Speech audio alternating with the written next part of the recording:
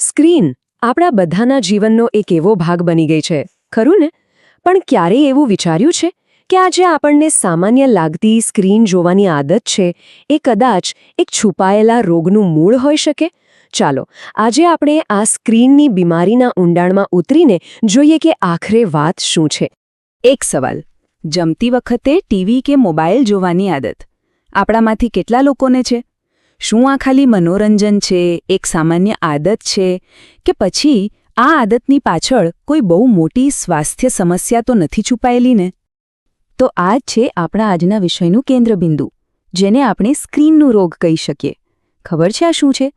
આ એક એવી મજબૂરી છે, એવી માન્યતા છે કે ભાઈ સ્ક્રીન સામે બેઠા વગર તો ખાવાનું પચે જ નહીં. હકીકતમાં આ એક એવું આધુનિક વ્યસન છે જેની ગંભીરતાનો આપણને કદાચ અંદાજો પણ નથી.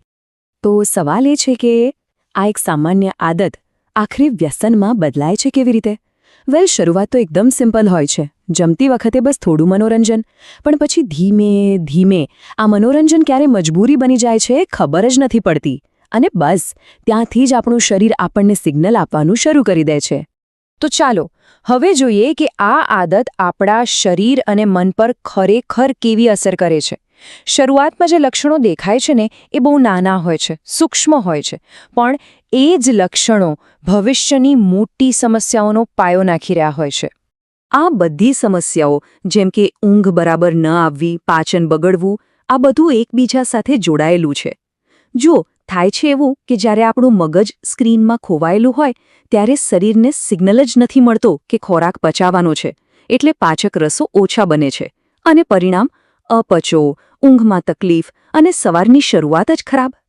અને જે વસ્તુ એક નાની નિર્દોષ આદત તરીકે શરૂ થઈ હતી એ ધીમે ધીમે આપણા જ શરીરને રોગોનું ઘર બનાવી દે છે. તમને ખબર પણ ન પડે, અને એક પછી એક કરીને આખી સિસ્ટમ ખોરવાઈ જાય છે. અને જેમ જેમ સમય જાય છે સમસ્યાઓ વધુને વધુ ગંભીર બનતી જાય છે. હોર્મોન્સનું બેલેન્સ બગડે છે, આંખો નબળી પડે છે, મગજ જાણે ધૂંધળું થઈ જાય છે, સતત થાક અને યાદશક્તિમાં ઘટાડો, આ બધું એટલું સામાન્ય બની જાય છે કે જીવનની આખી ગુણવત્તા પર જ અસર પડે છે.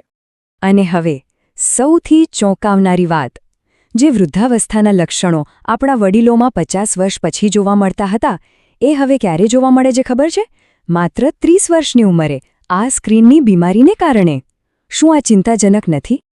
ચાલો હવે આ વ્યસનના એક એવા પાસા પર નજર કરીએ જે સાંભળીને કદાચ આશ્ચર્ય થશે. આ વાત ખાલી આપણે શું જોઈએ છીએ એના વિશે નથી, પણ આપણે આપણા ફોનને ક્યાં ક્યાં લઈ જઈએ છીએ એના વિશે પણ છે. ટોયલેટમાં મોબાઈલ લઈ જવો કેટલું કોમન છે નહીં?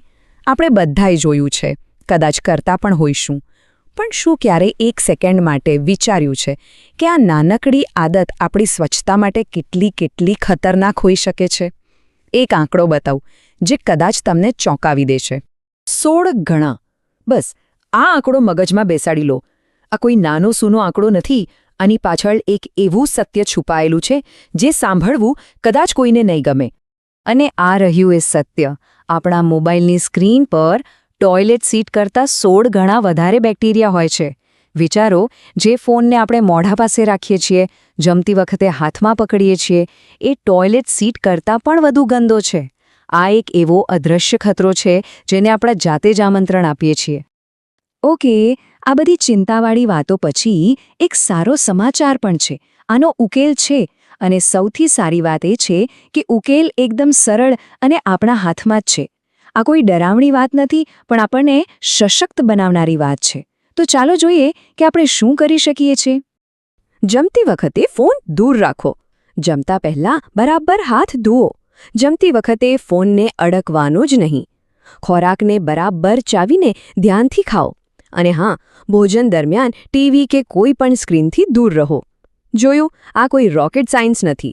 આ બસ રોજિંદા જીવનમાં લાવવાના નાના પણ બહુ જ મહત્વના ફેરફારો છે. ભોજનના સમયને ફક્ત અને ફક્ત ભોજન માટે જ રાખો, જેથી શરીર અને મન બંનેને સાચું પોષણ મળી રહે. તો હવે આપણે એક એવા મોડ પર આવીને ઊભા છીએ જ્યાં નિર્ણય લેવાનો છે. આ બધી માહિતી હવે આપણી પાસે છે. હવે પસંદગી આપણી છે. શું આપણે એ જ જૂની આદતોને વળગી રહીશું કે પછી એક સારો બદલાવ લાવીશું? આ વાક્ય થોડું કડક લાગી શકે છે કે જો તમે નહીં રોકાઓ તો તમારું પતન કોઈ રોકી શકશે નહીં.